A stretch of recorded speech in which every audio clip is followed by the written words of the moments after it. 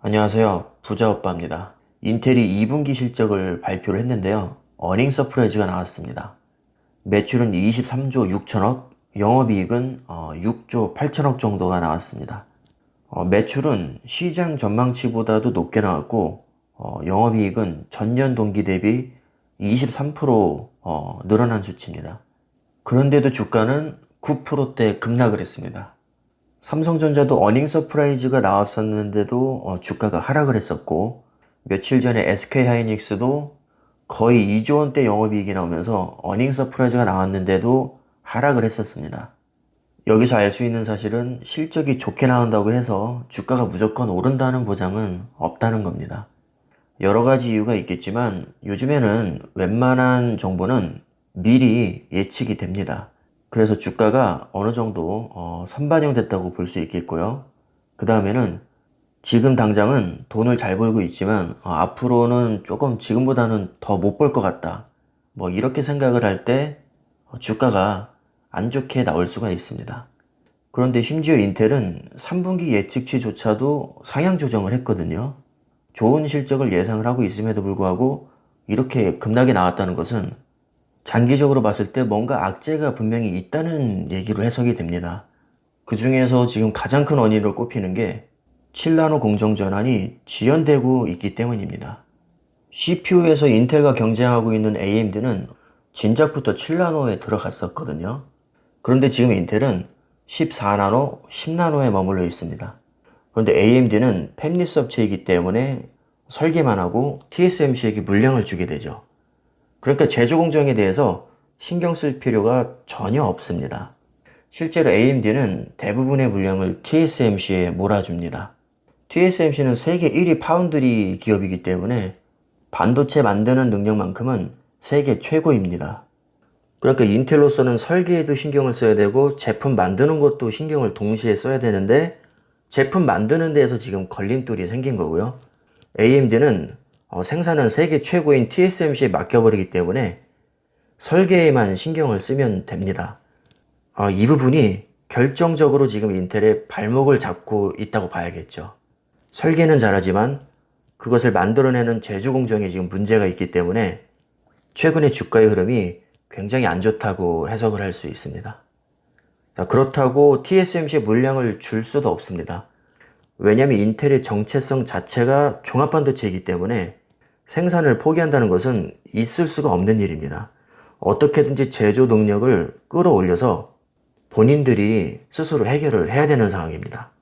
그렇다고 마냥 10나노, 14나노에 머물러 있을 수는 없기 때문에 인텔에서는 파운드리 외주 물량을 늘리겠다 이렇게 언급을 했습니다.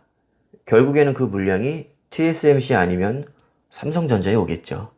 전문가의 말에 따르면 인텔 7나노 공정이 지금 지연이 되고 있기 때문에 일단 CPU 경쟁사인 AMD는 무조건 이득을 볼 겁니다. AMD가 잘 나가면 AMD의 대부분의 물량을 받고 있는 TSMC 역시 잘 나가겠죠.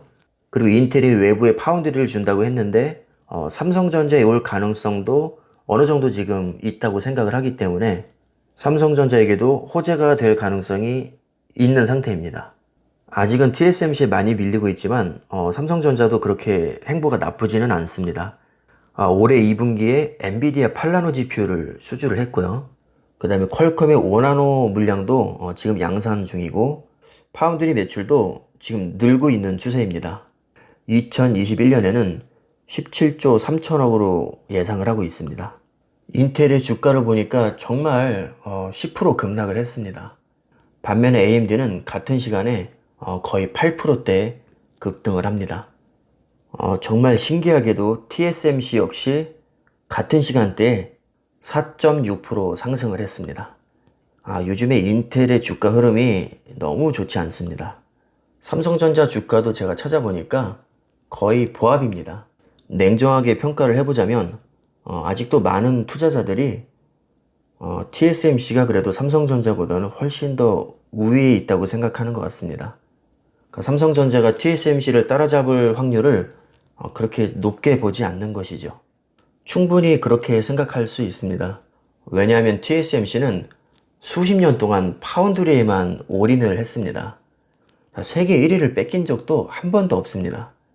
반면에 삼성전자는 파운드리만 전문으로 하지는 않죠. D램과 낸드 플래시에서는 압도적인 세계 1위지만 파운드리만 놓고 보면 당연히 TSMC에 비해서 많이 떨어집니다.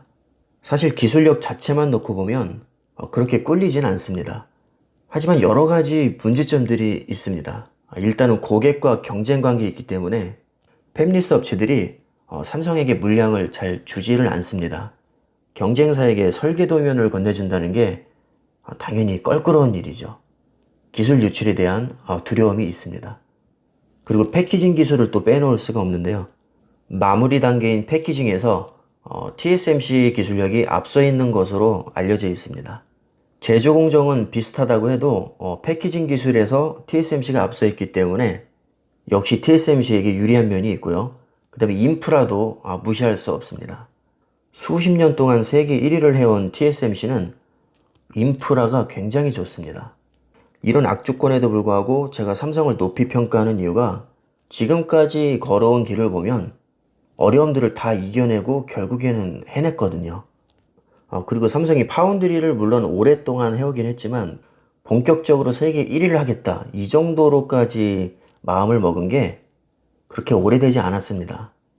삼성이 2030년까지 비메모리에서도 세계 1위를 하겠다고 했죠. 그렇게 발표한 게 불과 얼마 되지 않았습니다. 2030년이면 아직도 10년이 남았습니다.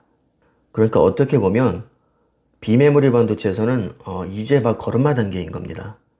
그 133조 중에 무려 98조를 파운드리에 투자합니다. 당연히 지금 2020년 기준에서 보면 TSMC의 상대가 되지 않죠. 결코 쉽지는 않겠지만 일단 2030년까지는 지켜보는 게 맞는 것 같습니다. 가뜩이나 지금 따라가기 힘든데 이 와중에 TSMC에서 2나노 시대를 앞당긴다는 뉴스가 또 떴습니다. GAA 공정을 적용해서 2023년에 2나노 공정을 대량 양산하겠다는 계획입니다.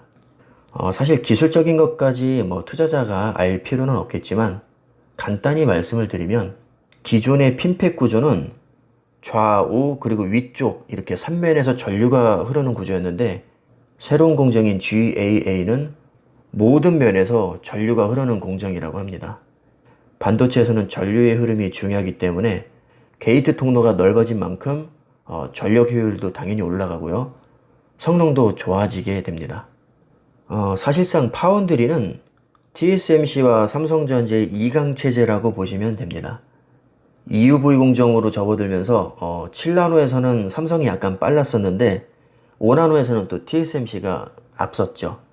그러다가 삼성전자가 3나노를 또 먼저 개발을 했는데 이 미세공정이라는 것은 사실 개발보다는 양산이 더 중요합니다. 개발을 아무리 먼저 해도 결국 이 양산에서 뒤처지게 되면 그냥 게임 오버입니다.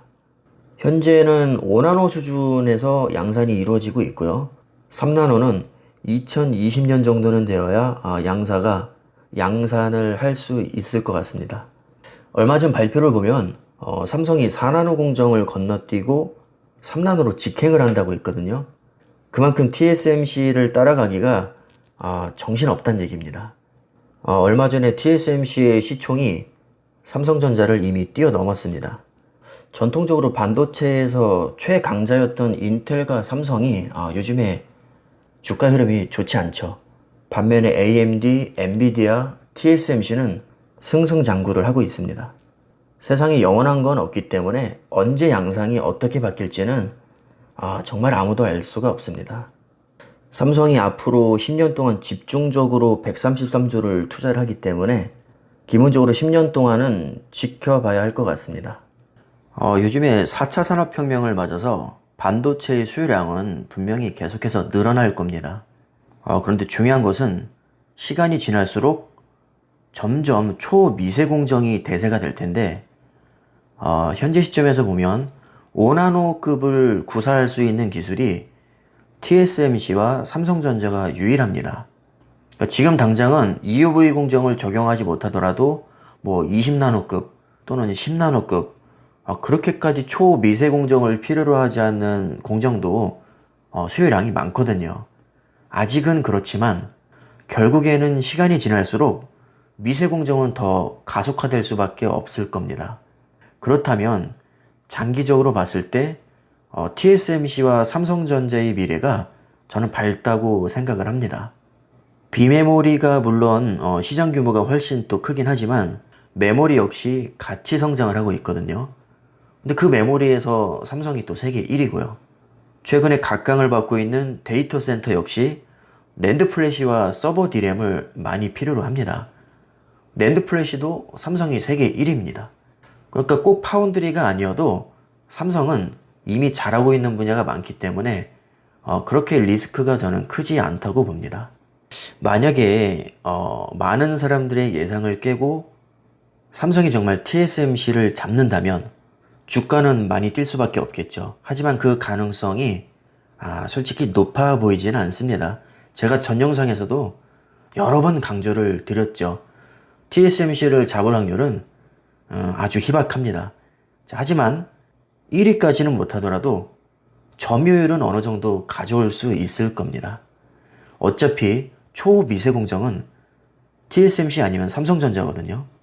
그런데 TSMC가 아무리 잘 나간다고 해도 본인들이 소화할 수 있는 용량이 정해져 있습니다.